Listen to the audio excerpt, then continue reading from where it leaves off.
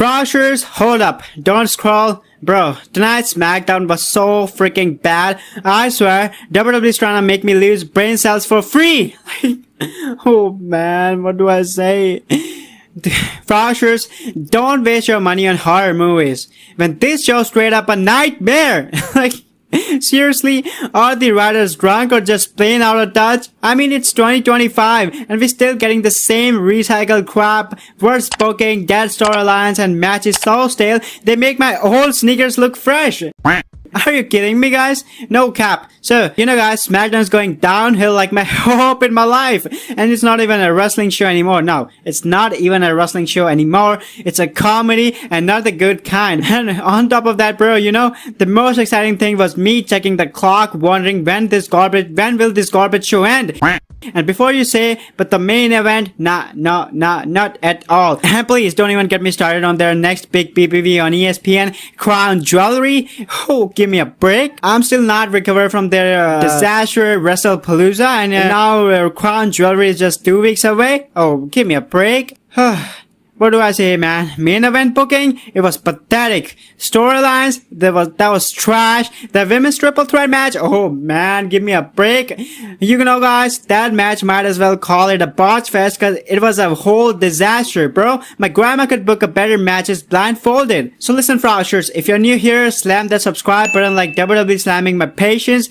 Just way harder, you know what I'm saying. I'm not saying this show is the worst thing ever, but I'm saying that if it get any worse, I'm writing my will before next Friday. Alright, Frauschers, let's roast this show so bad it breaks the algorithm. You ready? Grab a snack, and if you survive next 10 minutes, you deserve a freaking medal and probably a medical attention. So, here we go. Alright, Frauschers, let's kick this off with the opener, cause if they can't hook you in the first 5 minutes, what hope is there, right? So Grandpa Paul Heyman, the Oracle, the Visionary, the Oracle, the Wise Man, whatever you wanna call him.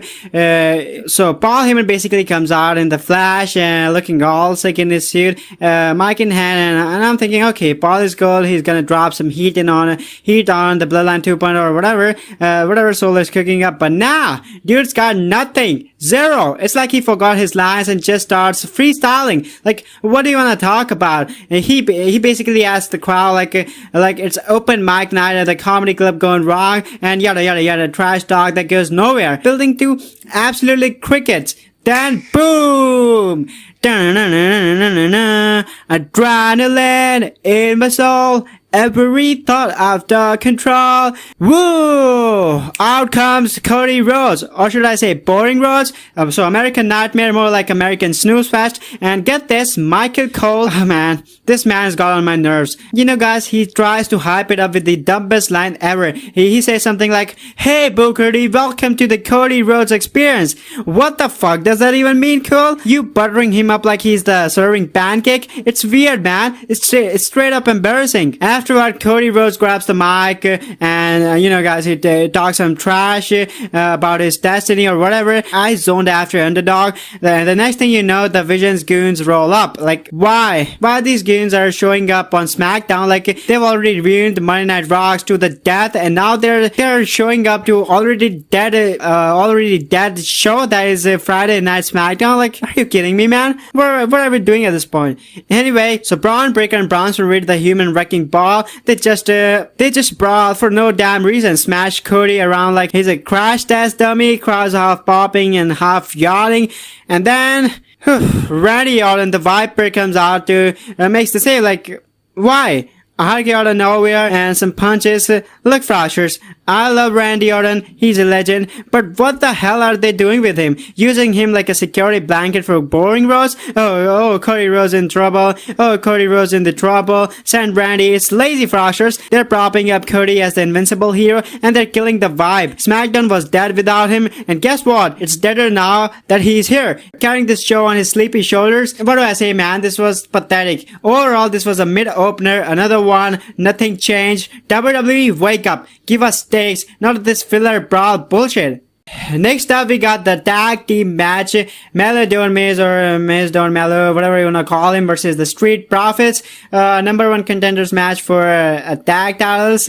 Yeah, let's be real, Froshers. Nobody cares about it. And I'm gonna be honest, I barely paid attention. I can't. There's no story, Froshers. There's no reason for me to care about these guys right now. It was probably a fine wrestling match, but who cares? It's just there to fill time. It's a filler. It's a complete trash. Moving on. So we got to see Julia and Kiana James versus B-Fab and Michin.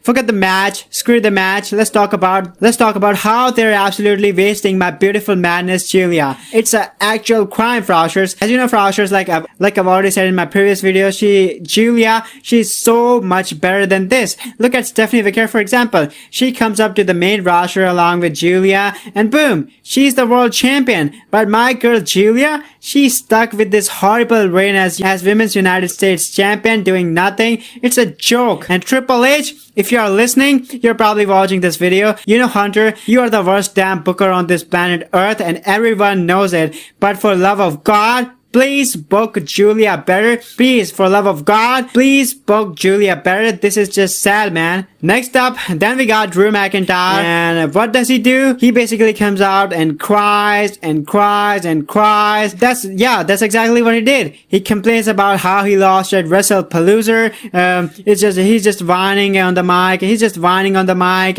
And then out of absolutely nowhere, Jacob Fatu appears. Remember him? Jacob Fatu, the Samoan Wolf, Jacob Fatu, the Bloodline 2.0 member, and all that stuff. The most hyped dude of the year who just vanished. Yeah, he's back now. I guess he comes out and he says stuff that sounds exactly like when Jey Uso says, they talk trash, Drew headbutts him, Jacob Fatu attacks him, and that's it. That was the whole segment. It was cheap, it was lazy, and you know what's worse? WWE has completely dropped the ball with Jacob Fatu, and even the fans are starting to not even care anymore. And that's on them. That's pathetic, man. Anyway, moving on. Okay, pause. I need a minute. You know, guys, this show is actually draining my will to live. If you're getting even a fraction of my pain right now, do me a solid favor. Smash the like button. It's the only thing that might heal my soul today. And subscribe, because honestly, you're gonna need a support group after watching these garbage shows. And this channel is it. Alright, Froshers, let's get back into the pain. Alright, so after that we got to Triple H overpushed puppy pet Sami Zayn, or I would say Samuel overpushed Zayn. Another US title open challenge against some guy from NXT whose name I don't even remember. Look, I'll give credit where it's due. It was a solid, good match, good wrestling, good athleticism, but it doesn't change the fact that Triple H is obsessed with trying to make Sami Zayn into Super Cena, and it's not gonna happen. As you know, Froshers, I've already told you in my previous videos, Sami Zayn, he'll never be any Roman Reigns. He'll never be any Brock Lesnar. He'll always be a mid-carder jobber, and that's who is. So overall, it was a good match, but the result was so predictable it put me to sleep.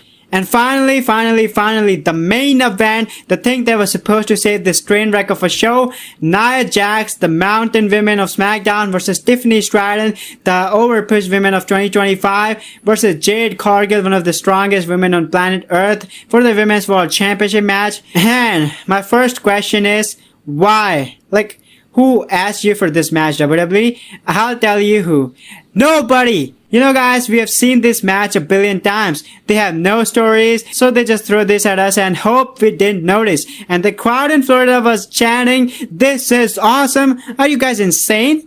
It was a disaster. There were botched pinfalls. Jade got busted open. It was sloppy. And then the most overpushed women of 2025, Tiffany Stratton, picks up the win, like we all knew she would. What do I say, Froshers? Because at this point I'm speechless. Like, so overall, another below average, pathetic episode of SmackDown. The only decent thing was the Sami Zayn match, and that's not enough to save this sinking ship. I'm honestly speechless. I'm done wasting my breath on WWE. This company needs a serious wake-up call. But hey, Froshers, if you made it to this far, you are the real one. You'll probably agree with all of this. So do me a huge favor. If you want to see me rant about more garbage shows, hit the subscribe button and ring the bell. This really help the channel out. And let me know in the comments what you thought was the worst part of the show. Was it the opener, the main event, Julia's booking? Let me know, because I need to know. I'm not crazy here.